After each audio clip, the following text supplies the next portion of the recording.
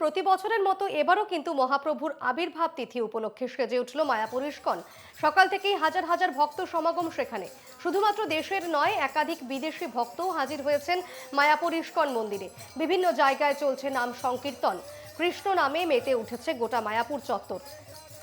আমাদের সঙ্গে এই মুহূর্তে সরাসরি রয়েছেন প্রতিনিধি সুরজিৎ দাস। সুরজিৎ, তোমাকে দোল উৎসবের অনেক শুভেচ্ছা। এবং প্রথমেই যেটা তোমার কাছে জানতে চাইবো, মায়াপুর ইস্কনে প্রত্যেক বছরই আমরা দেখি একটা অন্য মাত্রা আজকের দিনে দেখতে পাই আমরা। কৃষ্ণ নামে যেখানে মেতে ওঠে গোটা মায়াপুর চত্বর, এবং আজকেও তার ব্যতিক্রম নয়।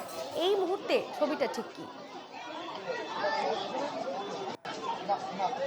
দেখো, প্রতি বছরই এইবারে কিন্তু 538তম মহাপ্রভুর আবির্ভাব দিবস। এই আবির্ভাব দিবস উপলক্ষে প্রতি বছরই কিন্তু এই মায়াপুর ইস্কনে এক মাস ধরে কিন্তু বিভিন্ন অনুষ্ঠান আর অনুষ্ঠান এসেছে। এই দোল পূর্ণিমা উপলক্ষে কিন্তু মূল অনুষ্ঠান হয় মায়াপুর ইস্কনে। এখানে কিন্তু শুধু দেশ নয়, বিদেশ থেকেও হাজার হাজার ভক্তরা তারা আসেন। আমি সকালকার এই দৃশ্যটা একটু দেখাবো। আমি বলেছিলাম যে এর আগে বেলা বাড়ার সাথে সাথে কিন্তু ভক্ত সংখ্যা আরও বৃদ্ধি পাবে, কিন্তু সেটাই কিন্তু দেখা যাচ্ছে যে দেশ বিদেশের বহু ভক্ত তারা কিন্তু এসে উপস্থিত হচ্ছেন, যে আজকের এই পরম শুভ দিনটাতে তারা কিন্তু পালন করতে চাইছেন